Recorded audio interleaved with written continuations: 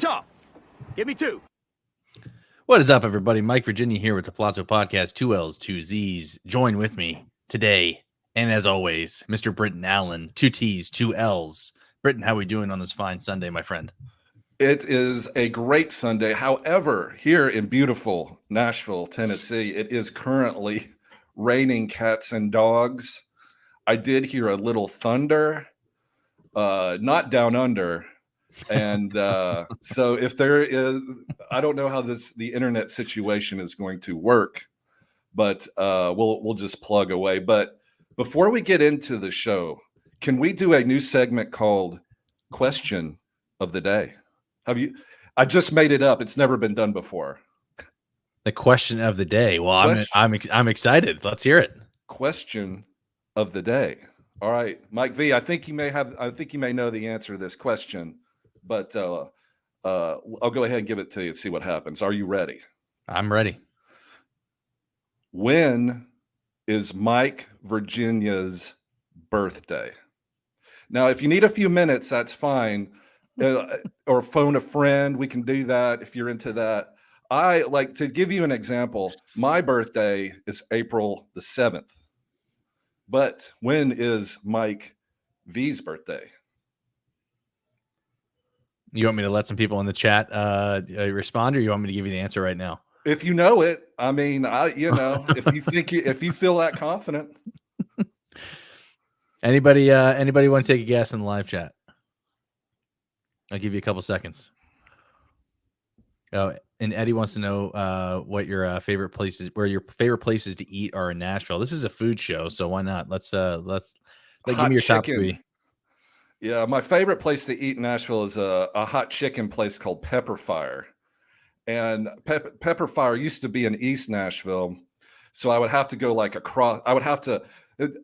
My office is downtown, and it's moved from one space in downtown Nashville to a different space in downtown Nashville. But I would get like a heroin addict. Like I would get these cravings for this hot chicken. And I would like sneak out the back of the office, down the stairs into my car, and they had online ordering. So I would order it, go to the Pepper Fire in the car by myself, get it, and then eat it by myself, like under a bridge parked in East Nashville. Like I'm getting my smack fix or something. Right. But I absolutely loved it. And okay, so that was, let's say, 10 years ago. Okay. So I would start out with XX hot, because I wanted the full-blown endorphin, give it to me hot, and they give you these little packets of ranch with it. Right. And then as the years have gone on, Mike V, I can no longer eat XX hot. Oh, yeah. That's not even an option. You want to talk about thunder from down under. Thunder from ruin your day, thunder. So, yeah. So I've gotten to hot on the levels, and it's still uncomfortable. But it does not, in fact, ruin the day. But yeah, Pepper Fire is my favorite place to eat in Nashville for that hot chicken. Sounds good. I'm going to answer your question. It is November 24th. That's my birthday. I'm sorry, Mike V. That's a good guess. And it was well thought out. However, that is incorrect. Oh, boy. The answer to the question is today is your birthday, because I have a birthday present for you. This gentleman is Brenton Doyle. All right. This is an autograph Bowman's finest with a certified Topps autograph. You can see it right there. That is Brenton Doyle. Since you have been championing Mr. Doyle this entire season, and he is legitimately a breakout top 10 outfielder from, drafted past ADP 400. Mm-hmm. I thought we should commemorate being your birthday and all, a nice, wonderful chrome autograph card. All you have to do, Mike V, is text me your address. I will mail it to you on Monday, which is tomorrow. And as always, happy birthday. Thank you, dude, so much. I appreciate that. That was a great bit. That is a sweet, sweet birthday present, man. I love it. And yeah, for those of you guys who've been watching the show, following me on Twitter, I love Britton Doyle. That's the the whole reason why this is happening. But Britton, dude, you just made my day, man. That's awesome. I love that. Well, congratulations for championing a great player. While I was buying, I also bought myself, it's not my birthday, but I also bought myself a Mike Toglia card. Yes. Another home run yesterday. The second Blake Snell went out of the game after 6 innings and 15 effing strikeouts. And then Ryan Walker, who's having a great season, and then Ryan Walker proceeded to give up an earned run immediately. And he also got the win, which is retarded. Yeah, baseball is doing a lot of things right. They finally did the DH in the NL. Making pitchers hit is the dumbest thing ever in the history of the world. So they're finally getting it moving forward, but we still need to fix that. That win is Blake Snell's win, and he's not in arbitration anymore.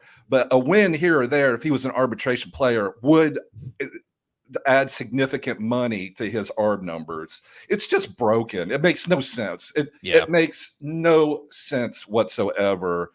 When you look at these two pitchers, like who contributed to the win, it wasn't. They won in spite of Ryan Walker, not because of him. Very well said.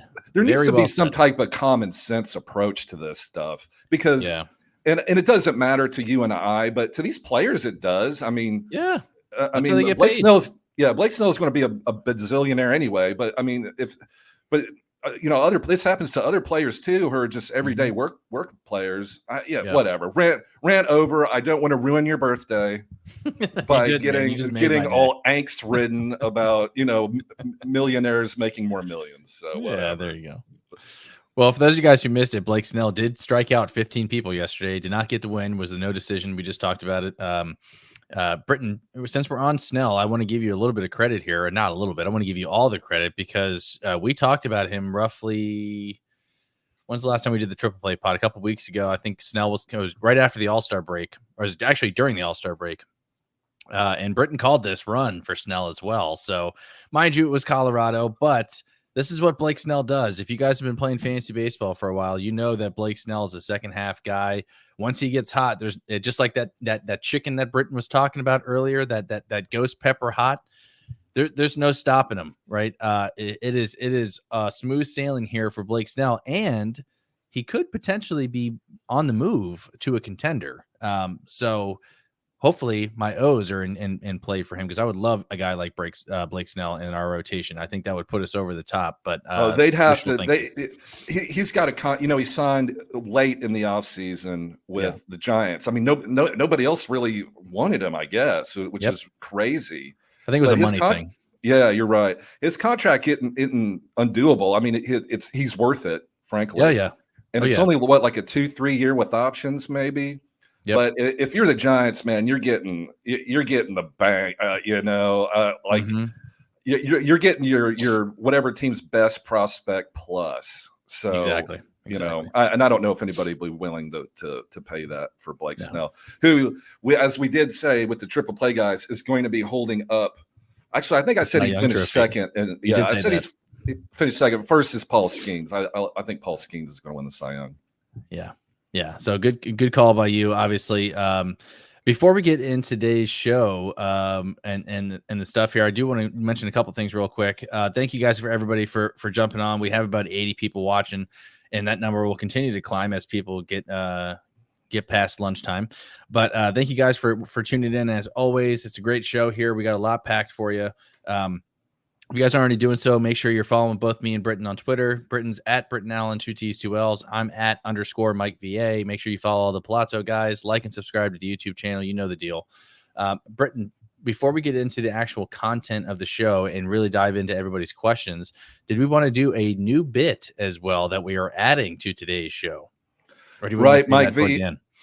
Whatever you want to do. But as we talked about last week, there are a couple things that really resonate with us here at Pallazzo and also our viewers, and that's dicks and donuts. And I have a delicious donut right here that I bought on the way home yesterday from my kid's soccer game, so we can participate in our new Dixon Donuts, Dunkin' Donuts sponsor. They don't know they're sponsoring it yet, but we're just Exactly. we're going to Dreamcast this and say thank you, Dunkin' Donuts, for sponsoring this delicious segment. And that's where I got this delicious donut. It's called the Bismarck. I was like, and you know, yeah. So I'm walking in at Dunkin' Donuts, and I got my two daughters with me, Kate and Josie. Josie's 11, Kate's 8. So we walk into the donut place, and apparently the donut run has been real, and there were only like 5 or 6 selections. Mm-hmm. And I wanted to get a special donut, and of course, I see a thing that says Bismarck, and I'm like, a donut called Bismarck? I was like, that's kind of formal for a piece of fried dough with sugar stuff on it. So I said, hey, so I asked the guy, I said, why is it called the Bismarck? And he said, I have no idea, sir. I was like, okay, well, let me take that one. So I got it right here. It's a chocolate donut. It's filled with some type of vanilla cream.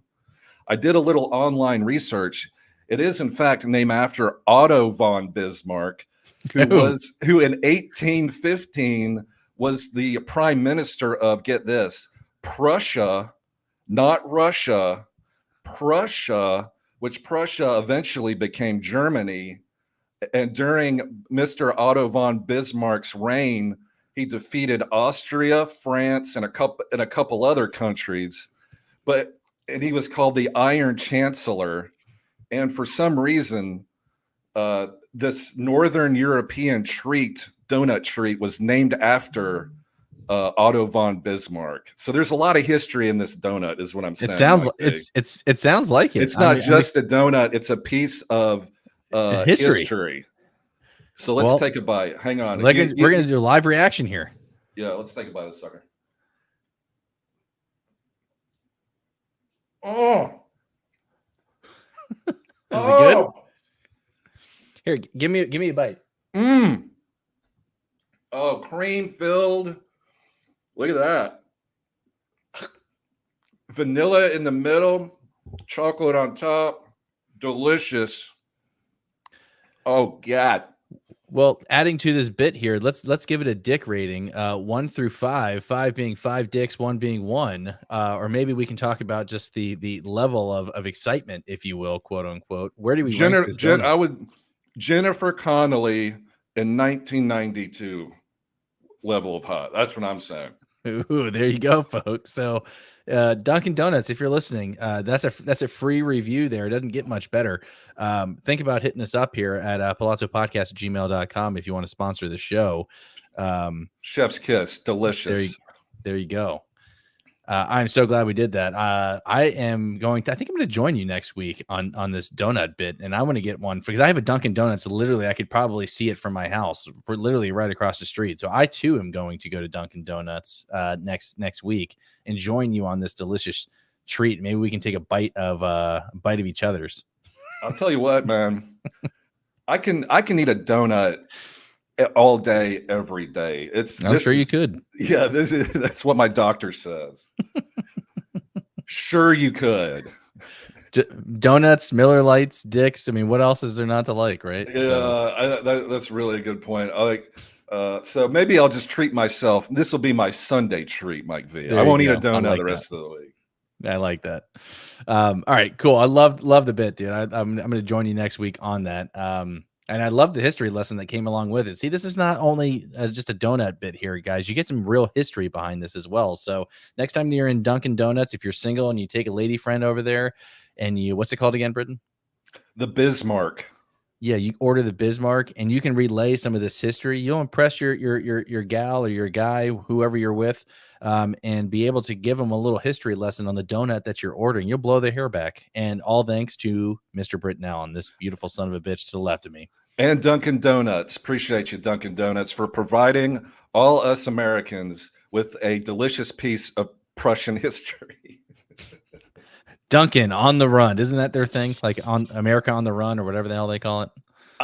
Is it? No, I thought they were Yeah, they're out of Boston, so I don't know. Can you do a Boston accent by any chance?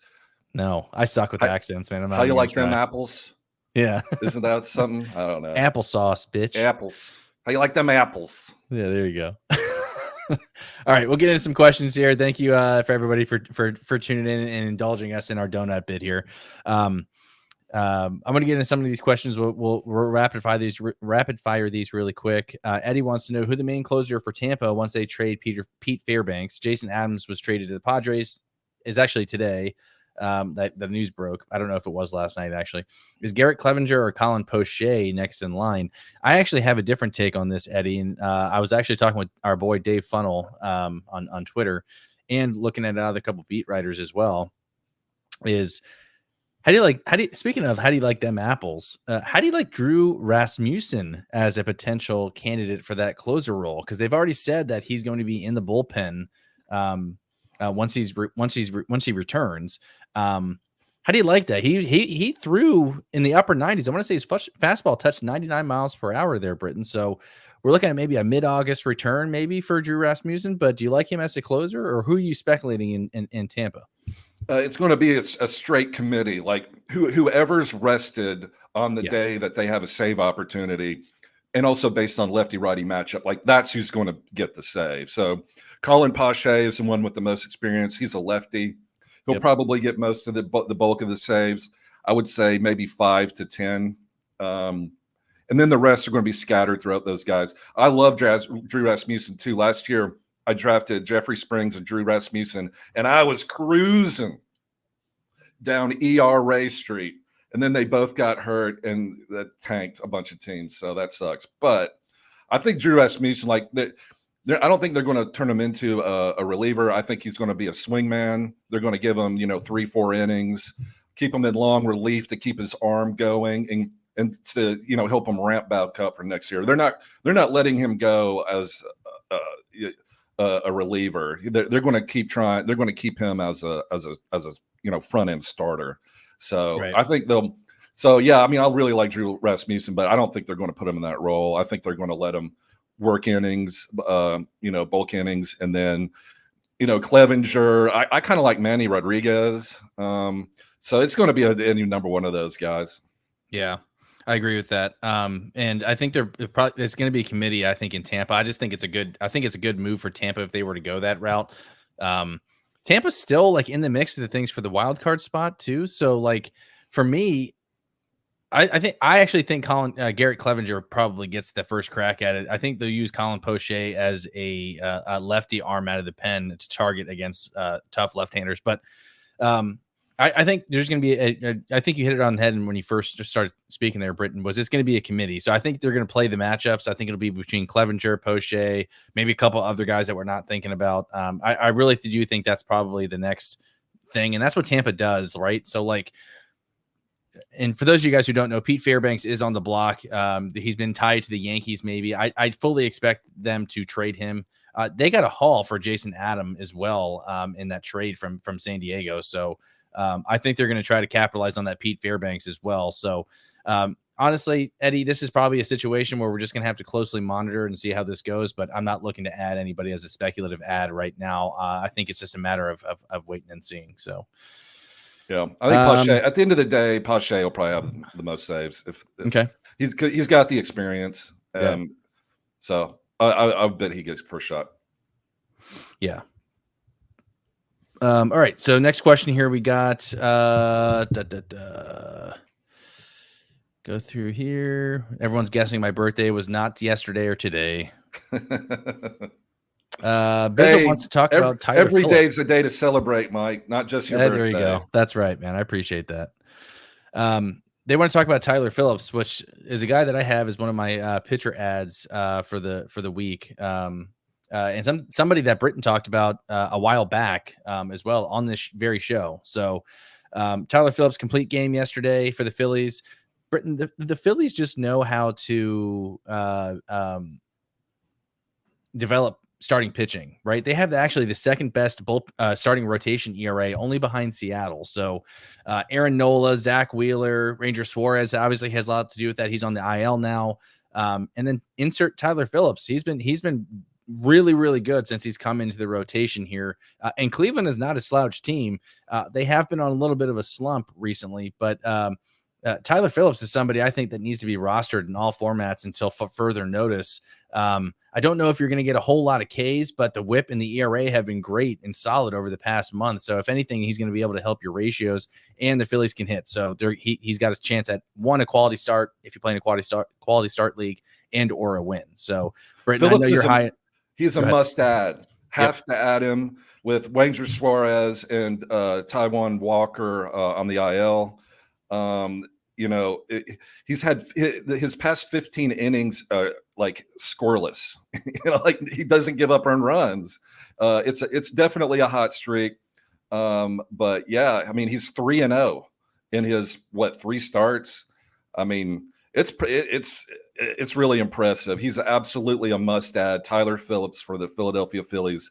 Go get him right now before it's too late, because this is exactly the type of player to pick up on the waiver wire that, with injuries to pitchers and everything else, that he went a shutout game. I mean, you can't find that on the waiver wire. Like, stop what you're doing, because I'm about to ruin the rest of your leagues, the rest of your teammates, your league mates day. Go pick up Tyler Phillips.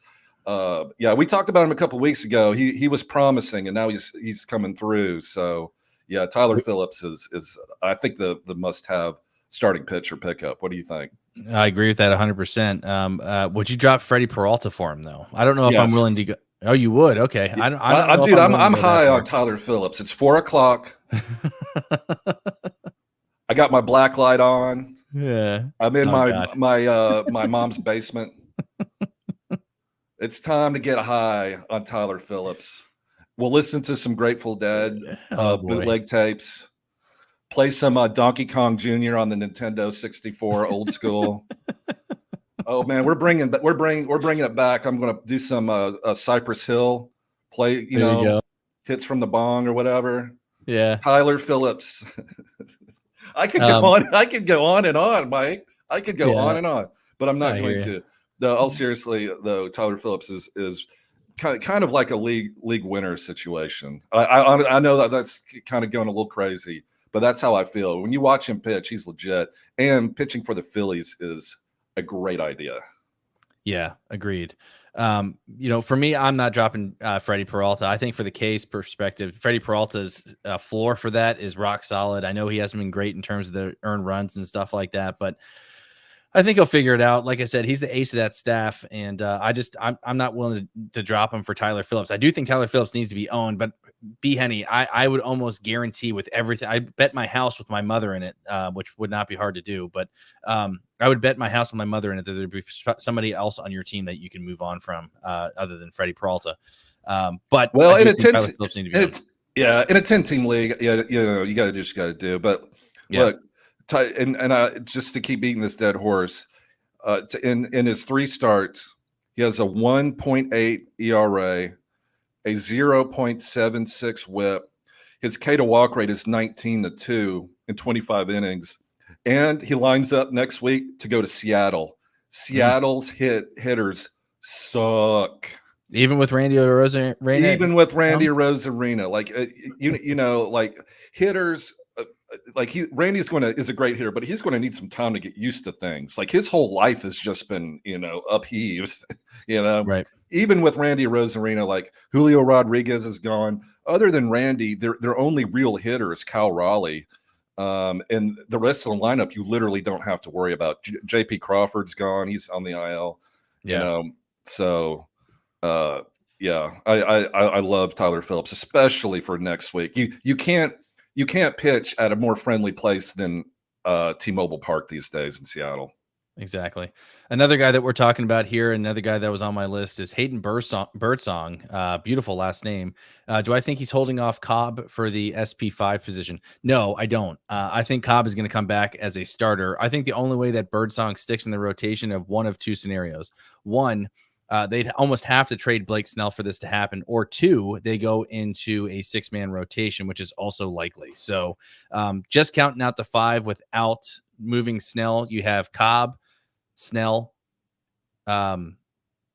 Kyle Harrison, Webb, and not Webb, sorry, Cobb, and then Robbie Ray. So those are your 5, right? So one of those guys would need to be bumped out of that rotation. And it very well could be Cobb and Snell. But for me personally, I don't know how you can't have Birdsong in your rotation. I know both of the starts that he came off of, he absolutely shoved against Colorado in back-to-back starts. So 18 Ks throughout 2 games. That's got to raise some eyebrows there in San Francisco. So I do think Birdsong needs to be owned or added as a speculative ad, because I think after Monday, both Cobb and or Snell could be pitching for somebody else. So yeah, and don't forget about Hicks. Like Jordan Hicks, he's going to the bullpen. Yeah, so you don't have to worry about him, but yeah, definitely a Birdsong for San Francisco is a very young, exciting prospect. But Cobb's going to be in the rotation when he's ready. Yeah, and that should be as early as next week if I had to guess. But I think Snell's on his way out. I really do, EA all day. So I would look for Birdsong and add him now and beat your waiver wire teams beat your teams to the waiver wire. Because again, they talked about sending Birdsong down after this start, and they haven't done it yet. So at least from my knowledge, I haven't seen anything yet, which is raising some eyebrows here a little bit, because he could be sticking around. So I think he's worth a speculative ad. If not, and he gets sent back down, you can just move on from him. So another closer question here from Eddie wants to know who gets the bulk of those saves here when Tanner Scott gets traded. I really think he's out of here as well. And then he said you're killing him with the donut thing.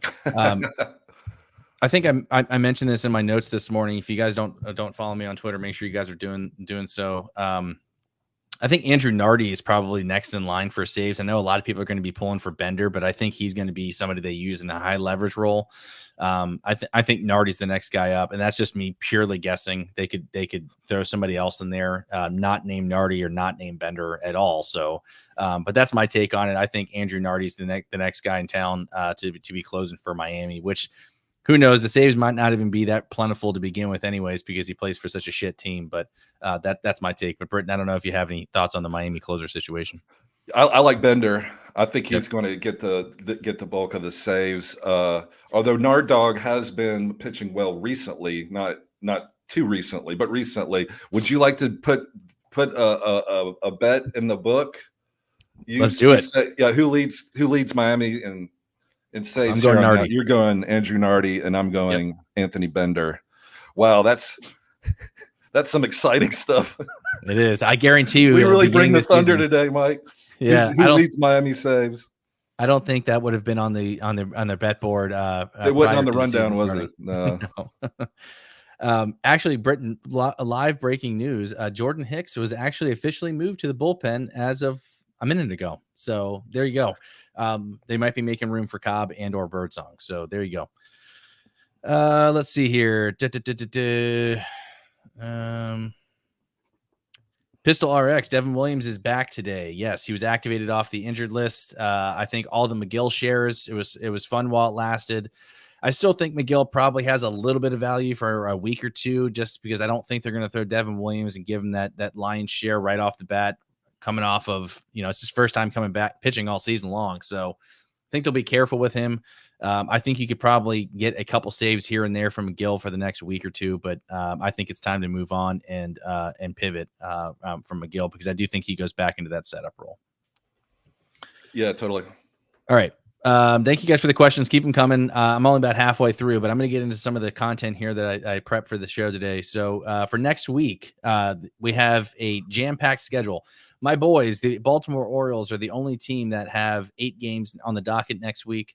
5 teams have 7 games. That's the Braves, the Cubs, the Royals, the Cardinals, and the Blue Jays. And then 5 teams have 5 games, and that's the Dodgers, the Athletics, the Padres, the Giants, and the Rays.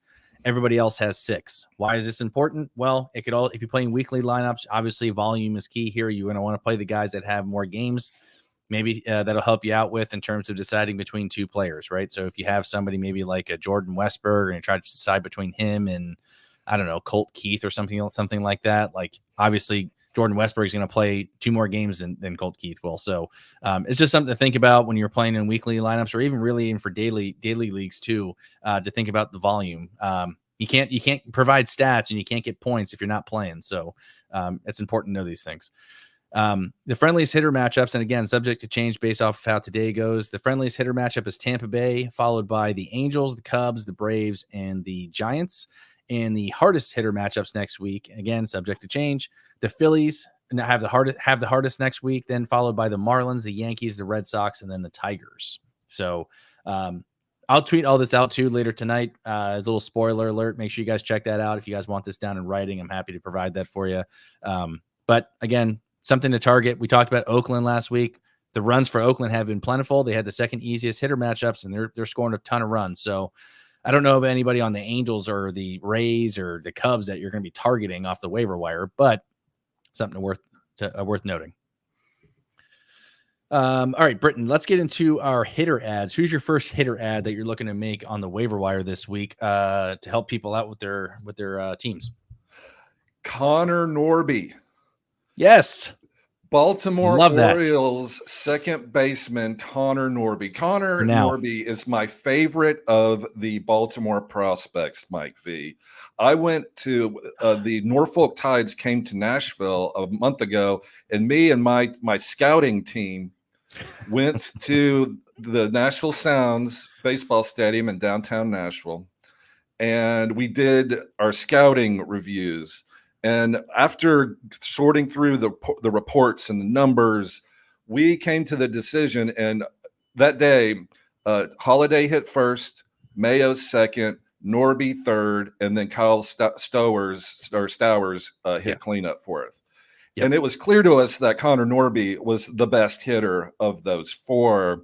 It was also clear to us that the blue raspberry lemonade was much more delicious than just the plain lemon lemonade. So those were the kind of things that that me and my team were grappling with. But no, in all seriousness, like Connor Norby doesn't get enough pub because they have Jordan Westburg. And if you go to the Fangraphs page of the Baltimore Orioles, they're starting, Adley Rutschman, Jordan Westburg, like Heston Kjerstad, like they're all first round draft picks. We've sucked for that long. They're literally all first round draft picks. And in Adley Rutschman's case, wasn't he number 1 overall? Yes. But so all these super high end prospects and studs, and then you've got little Connor Norby, who was only a second round draft pick. Mike V, what a failure. Where'd he go to school? I'm just kidding. But so then you have Connor Norby. But if you watch him play, he comes to the baseball game like some type of psychopath. Okay, like his face is covered in more paint than the guys at the Kiss concert. Like he's a killing machine. Now you think somebody named Connor Norby is going to be cute and funny and like do a set at the coffee shop doing, covering Lisa Loeb's Stay, but that's not this Connor Norby. This Connor Norby is a great white shark hitting machine. He hit over 20 home runs in AAA last year. Yep. His numbers are just as good or better than all those first round picks. And he's got a second round chip on his shoulder, and he wants to kill people. And Jorge Mateo looks like he's going to be out for a while. So I think he's going to have everyday second base playing time. And I think he's going to hit a whole lot of home runs from your middle infield spot. So he's kind of, everybody's like, oh, Kobe Mayo, when's Jackson Holiday? I'm like, I hear all that. Y'all watch out. Connor Norby for the Baltimore Orioles may be the most valuable player in that group. What say you, Baltimore Orioles superfan? I am with you. It's Be Still My Heart because I have been singing the Connor Norby song well before the season started. And this is still my take. I'm not backing off of this. Connor Norby is a better MLB player, not AAA, not minor leagues, not just glove, not just the hit tool. Connor Norby is a better MLB baseball player than Joey Ortiz, hence why they moved Joey Ortiz. They saw something in Connor Norby. I was extremely annoying about it heading into the season. I'm a huge Connor Norby fan. I don't think he's actually going to be with Baltimore, Britton, by the end of the trade deadline. I think if Mike Elias decides to make a deal for a starting pitcher, another one, I know they got Eflin, or if they decide to move in and grab somebody like a Kyle Finnegan, or maybe somebody like a back end closer role or an eighth inning guy, I could see Connor Norby being dealt. I think he's going to be a trade chip. I think that's part of the reason why they brought him up.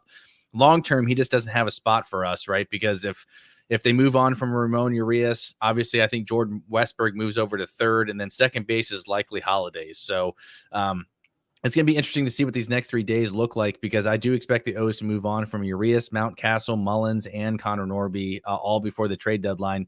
Some, if not all of those guys. And it'll be interesting to see, because I think the Orioles are pushing their chips all the way in. I think they want to target another starting pitcher. I think they want to get some bullpen help. I know they got Seranthony Dominguez. I love the call, and I do think he still has value. I think he's going to go somewhere where he gets regular playing time on somebody else's team. So let me ask you this. Would you trade Jackson Holiday for Blake Snell? No. I think I would. I would. I think for me, at least, I don't get me wrong, I would love Blake Snell. If we are in win now mode and we're looking to win a World Series this year, and somebody said to me, Mike, you'll at least be in the World Series if you got Blake Snell, then yeah, I would do that. Blake Snell is going to have way more of an impact on your team in the next 2 years, and with all due respect to Jackson Holiday, way more. Like, he's the difference between winning a World Series and not winning a World Series. Jackson Holiday isn't. He may be, but Holiday's only what, 20, 21? 20. Like, he's not going to hit his stride for another 5 years. Whereas we need to win now, because at some point, all these first round draft pick rookie contracts are they're going to have to start writing checks. Yep. And so the win now, and Blake Snell's a win now type. He's a 2-time Cy Young Award winner. Like, you got to go get this guy. And if that means Jackson Holiday, sayonara. That's a tough pill to swallow. But that's why Mike Elias makes the big bucks. And Baltimore is just they're just on the verge. Now they've got Corbin Burns, is he going to be around next year? I don't know. No, so he's not. Probably not. They've got Corbin Burns for this year. Grayson Rodriguez is a stud. But other than that, you're not going to battle with Cole Irvin. Like, you just Zach Eflin. Zach Eflin. Yeah, I'm sorry. I know it sounds like we're making this a Baltimore Orioles show, but yeah, I would do that in a New York minute. EA All Day says, would I trade Norby for Kyle? I don't know who Kyle is. Who are we talking about? Kyle? Would you trade Norby for Kyle? Kyle Tucker? I would do that in a heartbeat. I would love Kyle Tucker. Even with his broken leg that he has, his peg leg. Dude, he's not going to play again this year. Kyle Tucker, it's all my Kyle Tucker shares. Just whatever happened to that dude's shin a month ago, all my Kyle Tucker shares just went down the drain. What a bummer, man. Yep. He's talking about Kyle Finnegan. Yeah, I would make that move. I would trade Connor Norby for Kyle Finnegan in a heartbeat. Because I don't have any faith in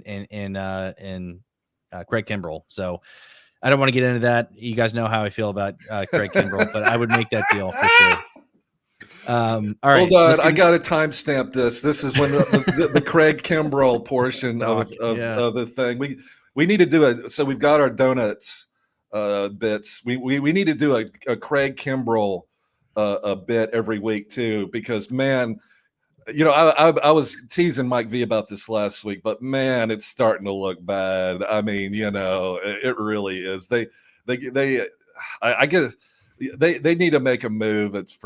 If they can't get Snell, then you got to go get a reliever. Preferably. You got to get a closer. I would like Tanner Scott.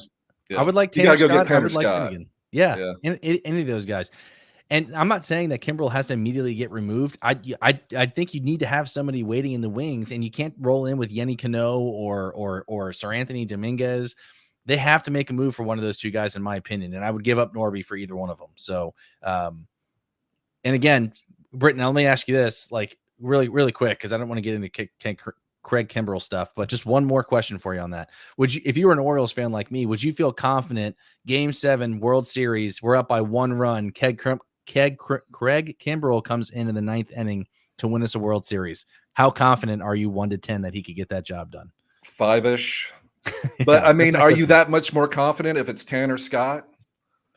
Valid I point. guess. Yeah, Valid I point. mean, we'll see. He's been Marginally. pitching. Yeah, unfortunately, if that's where we're at, that's where we're at. Yeah. But yeah, I mean, that's just There you how it go. is. Like closers are so tough to do it. That's why the Phillies gave up one of their best pitching prospects to get Carlos Estevez. Now, granted, he's had a great run, but whoa, I applaud the Phillies for making that call. Like that takes stones. It does. Especially on a premier franchise like Philadelphia Phillies. So congratulations to making that move. But man, that was a hefty price, and that sets the market, Mike V. So that's tough. They got a lot for Jason Adam too. And again, I think you're only going to continue to see that for guys like Tanner Scott and Kyle Finnegan. If those guys get moved or when those guys get moved, I think they're going to get hauls back in return as well. Everybody's looking for bullpen arms. I don't care how good your bullpen is. Everybody's going to be targeting arms because of one reason they brought up yesterday, actually during the O's game, is there are teams that use like the bullpen, like the openers and things like that. These guys are going to be gassed come the end of the year or October. And the Phillies were brought up as a team that does this very, very well because their starters go deep into games. So their bullpen is going to be fresh going into the playoffs. And Estevez, for me, if you guys are wondering what that looks like, is he still closing? He's closing for the amount of draft prospect capital they gave up to get him. I don't see how he doesn't.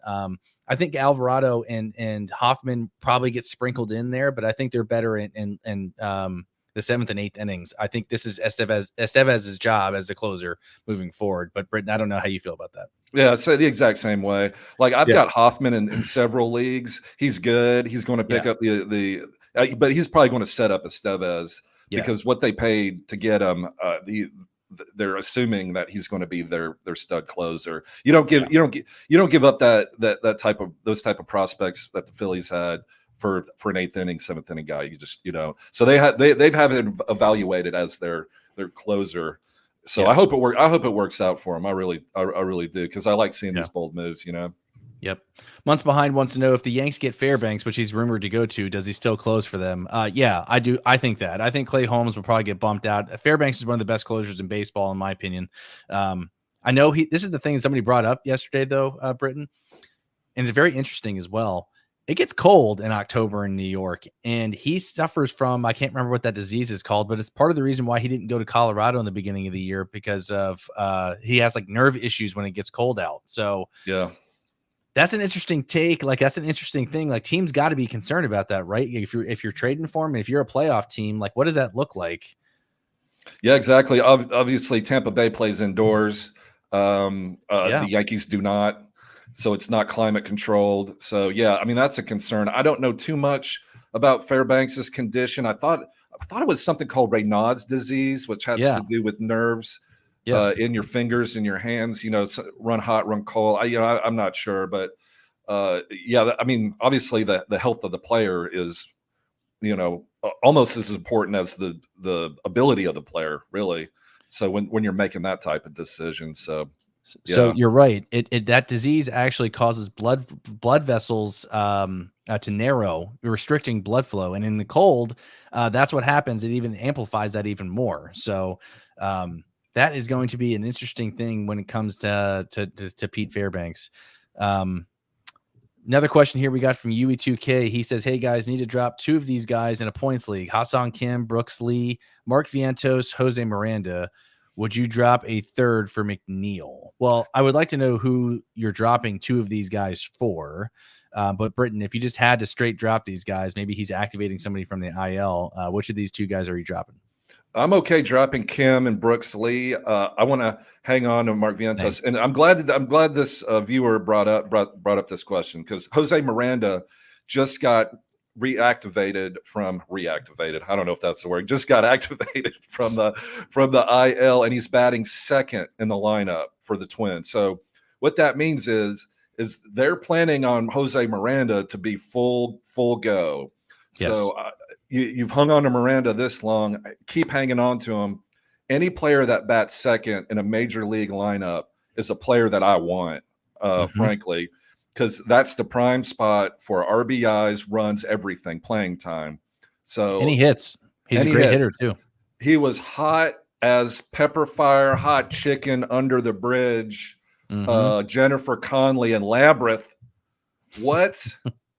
Stone Cold Fox. Oh, what was I saying? I don't know. But keep Jose Miranda, and I don't care who else you drop. But yeah, I love. Batting second's huge. Yeah, I'm with Britton. I think those are the two guys I'm looking to drop as well. I know a lot of people are. I've got a lot of questions on Jeff McNeil, Britton. I'm not a big fan of him. I never really have been. Yes, he's in the middle of a hot streak. I don't like the spot that he has in the lineup. I don't like how I don't know. I'm just not a fan. I think if you're in a really deep league, I think McNeil's could be valuable and ride the wave. But and if you need somebody, you need production now, then I guess getting McNeil would be good. But I'm not looking to drop a third of. I can't drop Mark Vientos or Jose Miranda for him. I think I'd rather have both of those guys over McNeil rest of season. I think that's funny because I have a Jeff McNeil thing too. I can't remember. It was a play. Maybe somebody was sliding into second and he got offended. He's kind of a crybaby about it. I don't know. But I totally understand that, you're not going out to dinner with him. So just put him, and he's on one of the best hot streaks of his career. So yeah. I mean, I would drop Ha-Seong Kim for him and just ride the Jeff McNeil wave. But I mean, is he a really good player? No. But is he on a hot streak? Yeah. So yeah, absolutely, man. I hear you. You got to squeeze the orange. Exactly. You got to get the juice where you can get it. So another question here is how long Carpe diem. until which means eat beignets if you guys don't know French. It's French. So, eat beignets. How long until Jasson Dominguez is up this year? Somebody else asked me this question on Twitter. I don't know if it was you, Philip, but the acquisition of Jazz Chisholm definitely hurts his chances here a little bit. They may very well elect to put Jazz maybe at second sometimes, or maybe they put him in the outfield. But I think Verdugo might be on his way out. That was a rumor as well before the trade deadline, is that they were looking maybe to move him for some bullpen help, which then would open up some turn for maybe Jazz to even slot in there. But right now the outfield is Verdugo, Judge, and Soto. Stanton returns on Monday, so he's likely taking that DH spot. So I don't know where Jazz even fits into this equation right now. He'll play infield. Yeah, he'll play infield somewhere. But you think he plays over Glaber? Yeah, I do. Verdugo? Is Rizzo back for? I don't know. Jazz can pretty much play anywhere, but I think Jasson Dominguez is somebody they're going to bring up when rosters expand. September, Yeah. Yep. So and they're going to. I mean, he's their number one prospect. So they're and they're going to be like, hey, look, here's the clubhouse, there's the dressing rooms. This is our media person. Get to know the guys, because next year this is where you're going to be for the whole year. But no, the Yankees have got all these other veterans that are going to eat first. Yeah, I think you're right on that. Spot on. I don't think he's up until September when the rosters expand, and he very well may be a trade chip, maybe for a guy like Blake Snell, or a Spencer Jones could also be in the mix as well for a trade. Blake Snell would be perfect for the Yankees, right? Wouldn't that be a good spot? I mean, seriously, you've got Garrett Cole coming back, or getting in his shape, and then Snell, like Soto, Judge. Oh, yikes! Charles G. Lynch wants to know, should he drop Ranger Suarez for Philly Phillips? I'm not doing that. I think Ranger Suarez is somebody you stash on your IL, but I would still find a way. And again, I would love to know who else is on your team there, Charles. Or if you have the IL space open. If you play in a shallow format, I'm fine with making this move. But in 12-teamers, I don't know the extent of Ranger Suarez's injury. But if I'm able to afford stashing him on an IL spot, I would do that, or look for somebody else to drop for Phillips. But I know, Britton, you're making this move. In a New York minute, Olsen twins, fuller house. Yeah, absolutely. Look, Ranger Suarez has been. Thank you for your service, sir. You've overshot your estimations by every conceivable thought. But you're hurt. You're gone. I'm moving on. And Tyler Phillips is legit deal. And this isn't just speculation. Look at it. Look at his games. This guy doesn't give up runs, and he's healthy and he's playing. He's 26 years old. He's in the prime of his life. Yeah, love you, Ranger Suarez. Good luck with your finger or whatever's wrong with you. But carpe diem, Mike V. We always say it. Eat beignets, baby. Eat the donuts. I don't know if I'm going to be here tomorrow, but I'm here today.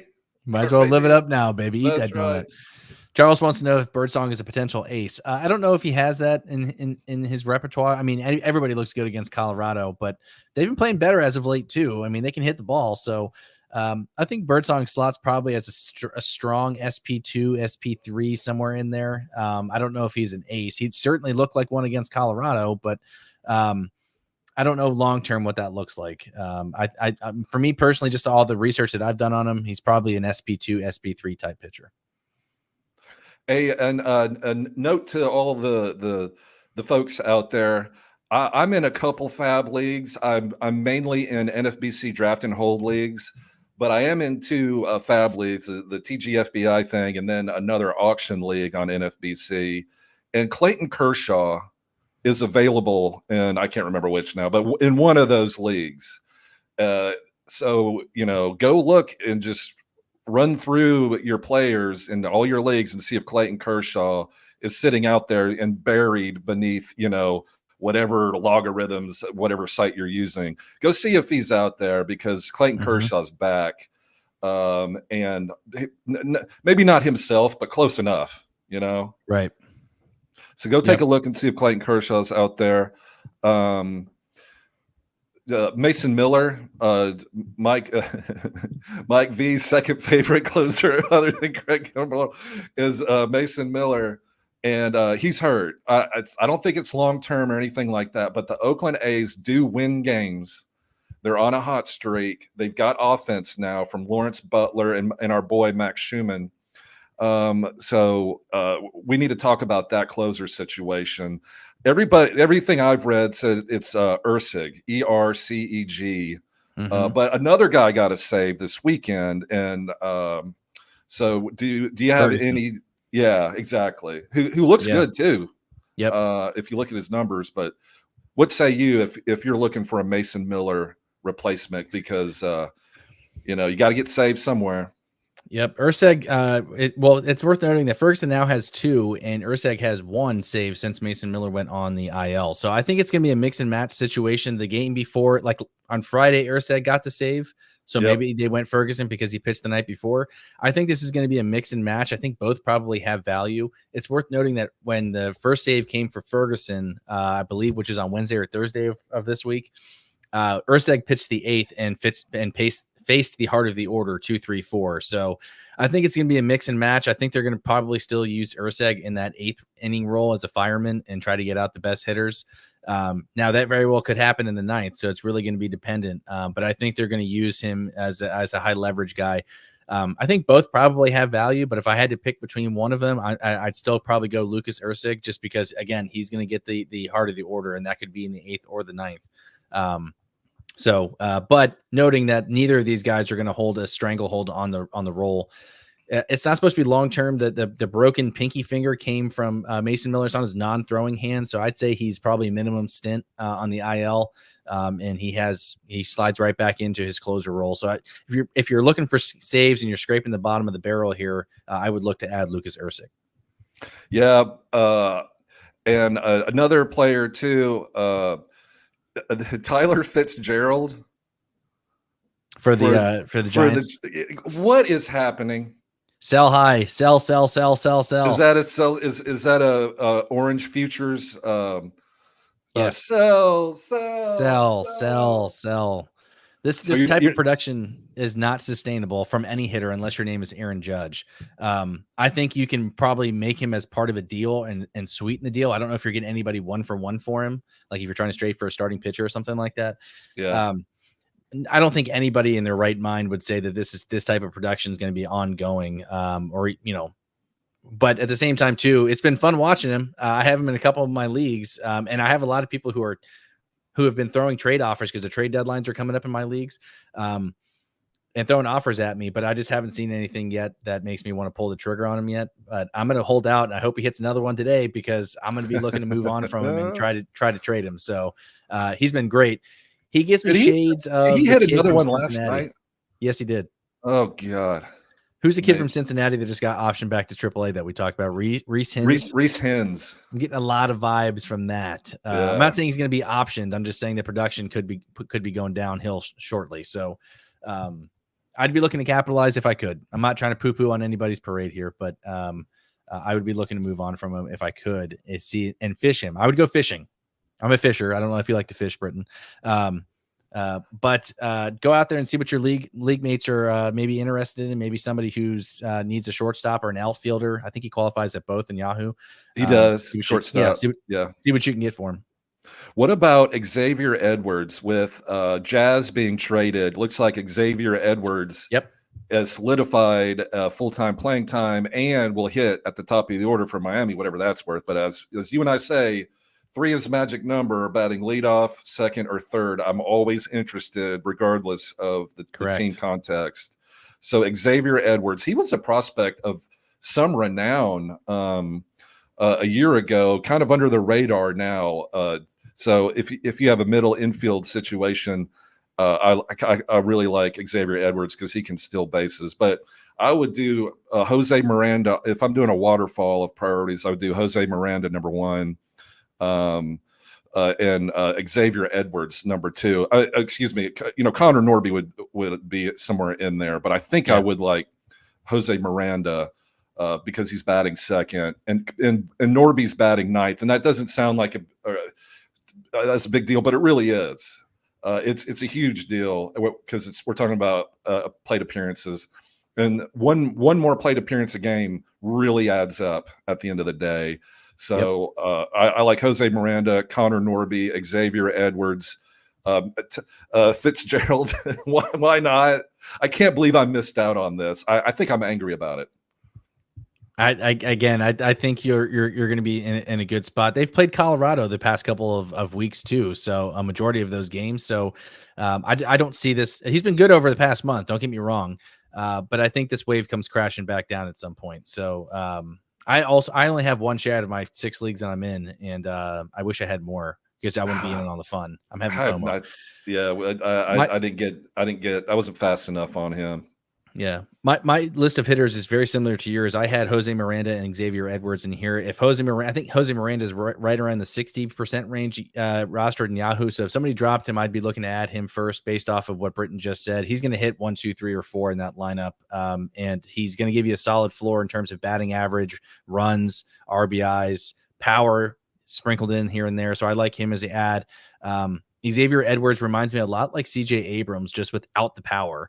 He's got 0 home runs on the year, folks, but he's got a lot of multi-hit games. He's racking up the stolen bases. He's going to score runs if you're hitting at the top of that order. I don't care what offense you're playing on. Xavier Edwards is a strong ad if you need a second baseman, shortstop, which is where I think he qualifies. And then other guys that I like here, Britton. First off, this is a repeat from last week's show. Last call, ring the bell. Last call ding, ding, ding. On Kobe Mayo.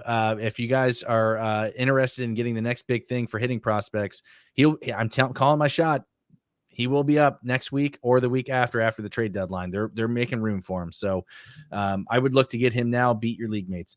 And then I also like Victor Robles. Have you seen what he's been doing? Good call. He's been playing well as well. And who knew the kid just needed a change of scenery, but he's been too good to ignore at this point, Britton, because I know that the Mariners is not the best spot to hit in terms of power. You don't have to worry about that with Victor Robles, though.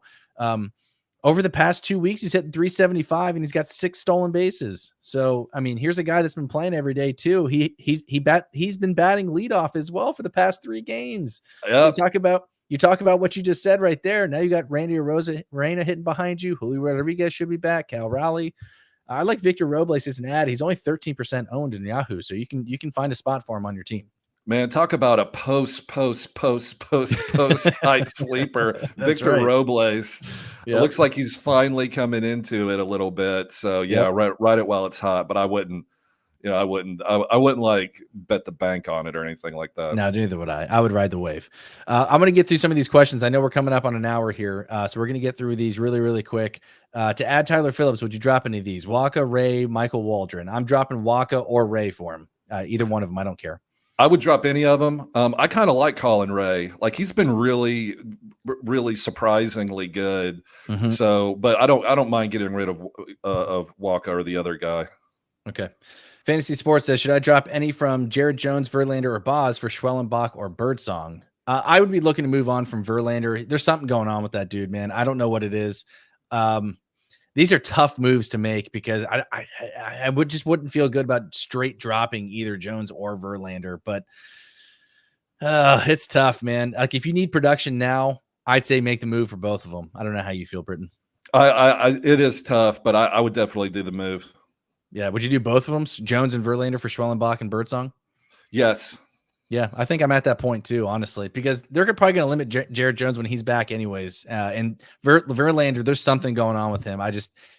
The Astros, as we know, with Kyle Tucker, play injuries close to the chest. So I'm fine with making both of those moves, Fantasy Sports. Oh, look, Davey Funnel, Connor Norby for Eric Fetty. Did that move happen? Would you make that move? I think I would. I like Eric Fetty. I know he didn't. I think he didn't pitch well last night. I think he pitched last night. Didn't pitch well. Yeah, he didn't. But we need starting pitching help. And like I said, Connor Norby is not going to be a guy that is in our long-term future unless he moves to the outfield, and we have tons of those prospects as well. So, man, I hope that's true. That's Davey. A fair trade. It is. That's a fair trade. So I can see both sides of it. Personally, I'm going to hang on to Connor Norby because he's a complete psychopath. Yeah. Uncle Ted seems to think that Norby isn't being moved. Uncle Ted, if you're still watching, I would be absolutely shocked if he is not moved this trade deadline. I think it's almost a shoo-in that he is traded, especially if they're looking to get a starting pitcher or relief help. He's the first guy that's on my list that's on his way out of our prospects. I don't think they're going to move on from Basallo. I don't think they're moving on from Mayo or Holiday. If you're trading those guys, you're going after a guy like Tarek Skubal. So Norby for me is a guy that's going to be a perfect piece to target a middle of the rotation or bullpen help. EA all day. Britton wants to know: would you drop Andres Jimenez for Norby? Yes, I would. Well. And I'm a Andres Jimenez fan, huge, long time fan.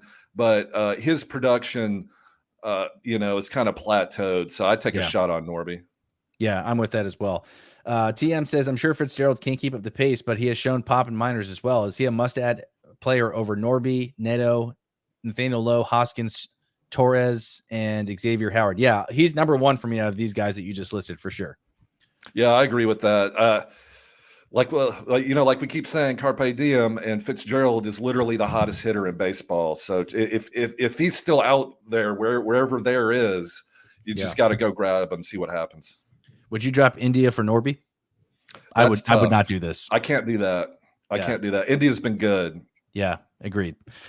Let's see. He months behind says the salary implications of Snell makes this hard to do. Yeah, but somebody's going to pay that. I promise you. There is no honor amongst thieves. I don't know if that motto fits here or not, but basically what I'm trying to say is teams get desperate and they don't care. At the end of the day, if they think they can win a World Series this year, somebody will take on that contract and go get Blake Snell.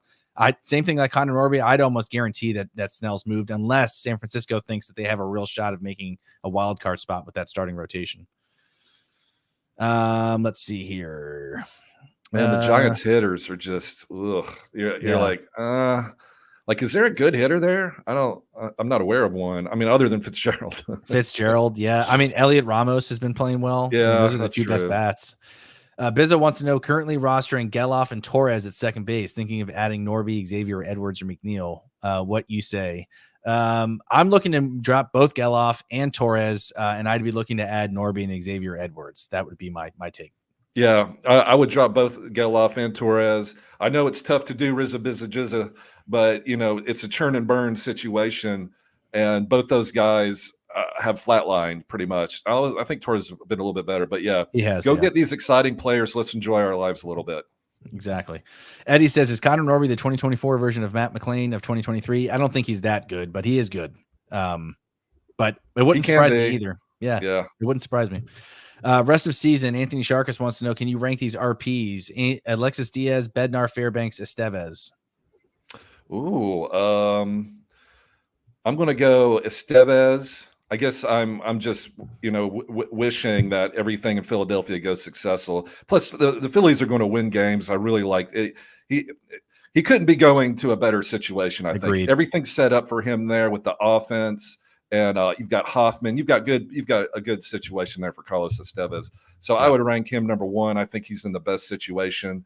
Alexis Diaz, and then Bednar, and then Fairbanks, because Fairbanks, I just don't know what's going to happen. Plus, the Rays are selling everybody.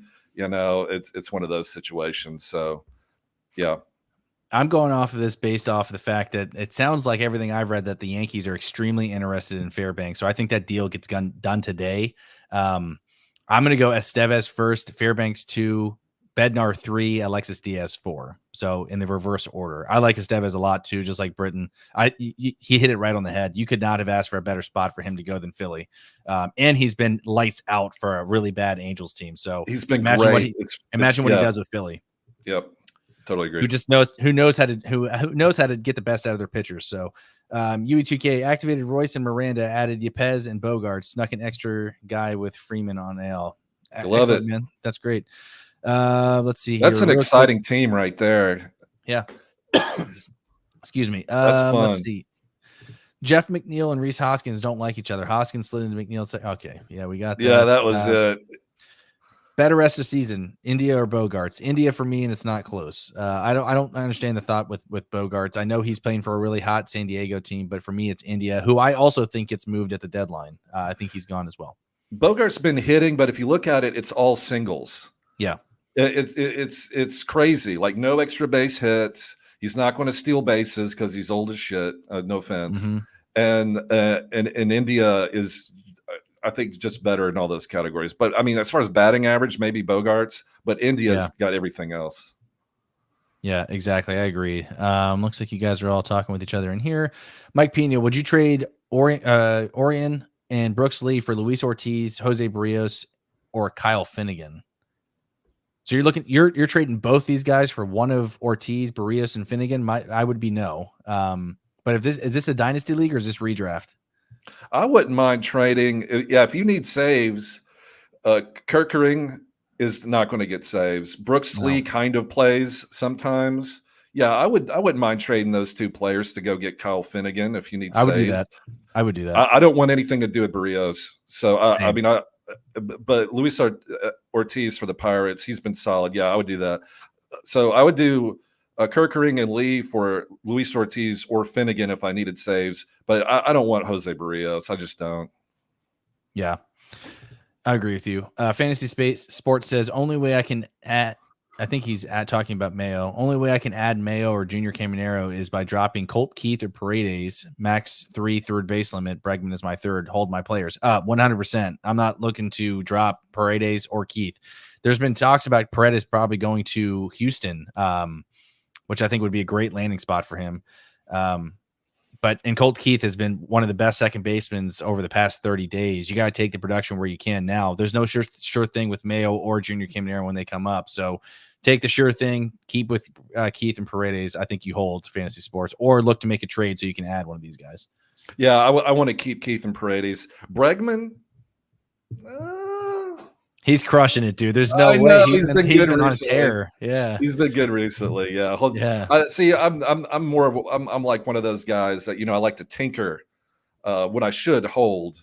So yeah, Mike V is the voice of reason here. Yeah, hold those players. Months behind. I'd be interested to know what you mean by what's not true. Did we say something that's not true? I think it was in response to another comment. Yeah. Got it. Okay. Drop Verlander like a bad habit. He is a matchup play at this point. I don't know if he's a matchup play, but I think there's something going on with his neck. I just don't think he's going to be somebody that's going to be factoring much into teams this year. Mike, a Baltimore fan, are you frustrated with your front office and lack of effort in trading from talent pool to help impact? You still got a couple days, man. We still got today. We still got tomorrow. We got all the way up until the 31st or the 30th. So we got some time. It's the 30th this year. Yeah. Yeah. So we got today, we got tomorrow and Tuesday. So I'm Michael. Britton hit it on the head earlier. That's why Mike Elias gets paid the big bucks. He knows what he's doing. I trust him. I'm not frustrated one bit. I actually love the Austin Hayes deal, and I love the Zach Eflin deal. I think both of those were low risk, high reward type moves. And I think Eflin slots in great as our SP3.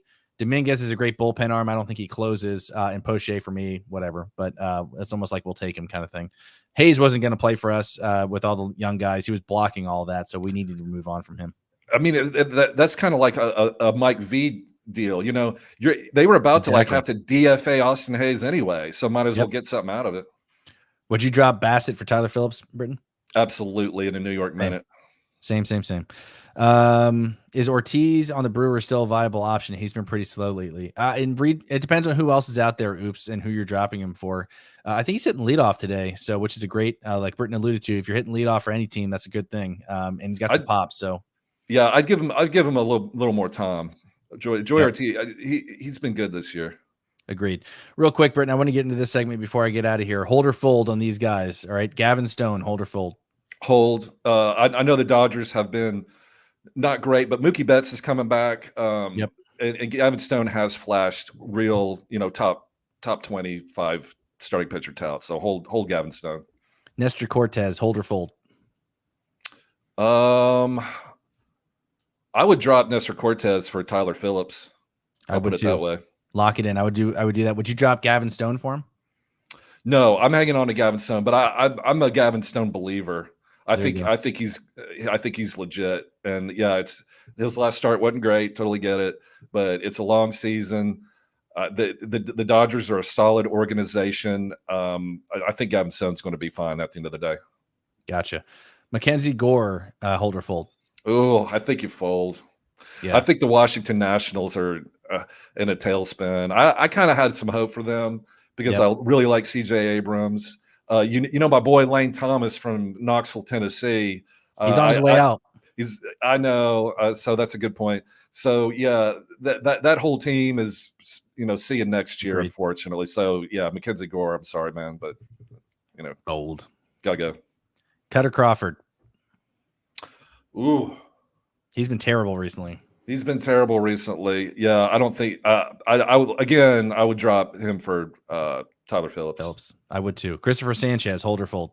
Oh, and go get Schwellenbach if he's still out there. That guy's been damn good for the Braves. Yep. Spencer Schwellenbach. So go check to see if he's on your waiver wire.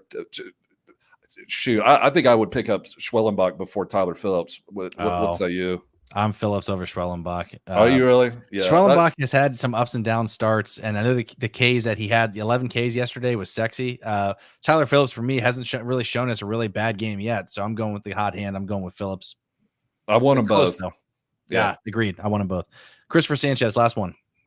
Ooh, I'm going to hang on to Christopher Sanchez. I'm a believer in Christopher Sanchez. I'm not letting him go just yet. Agreed. I think he's better at home than he is on the road. So better days ahead for Christopher Sanchez. I'm holding also Gavin Stone. I'm folding Cortez, folding Gore, folding Crawford, and holding on to Christopher Sanchez.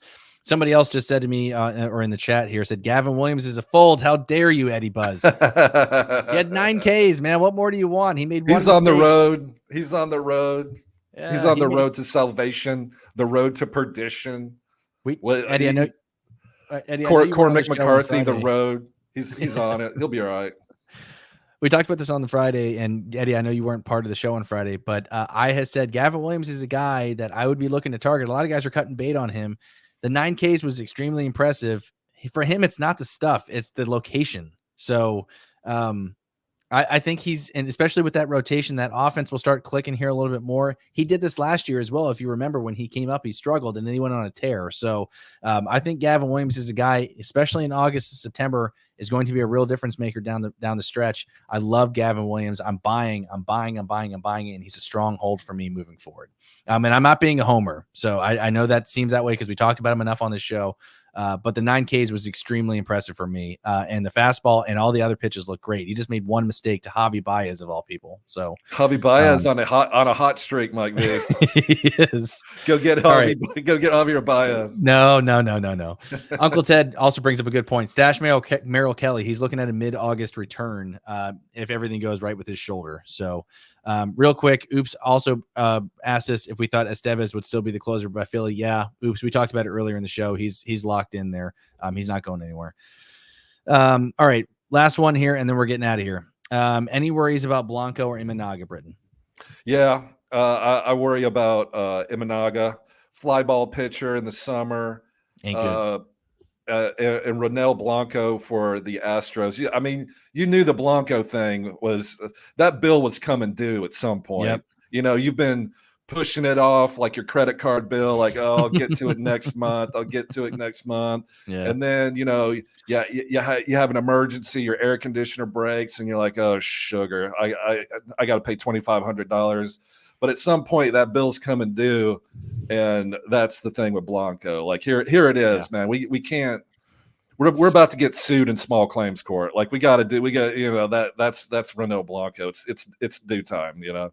Yeah, I'm also concerned. I think Britton hit both those on the head. Blanco is in his early 30s, so it's not like some young prospect that was coming up here. So I have worries about both, and I also think that's why. They're looking to target a starting pitcher, the Astros, and I think that's why they might be in on like Jack Flaherty or somebody like that. I could see that happening for sure. All right, real quick, one more other guy I wanted to talk about just really quickly. Ben Joyce, I talked about him last week. Ben Joyce is the guy's in my vote that's going to be the closer in the Angels. He's got plus fastball. I think that's the guy. Luis Garcia is a lot of talk, but I think he's on his way out as well from a trade perspective. So go get Ben Joyce if you need saves for the Angels. Eddie wants to know, Mike, Britton and Mike, are you guys doing a big trade night special tomorrow night with the rest of the Pallazzo crew, as we mentioned on Friday?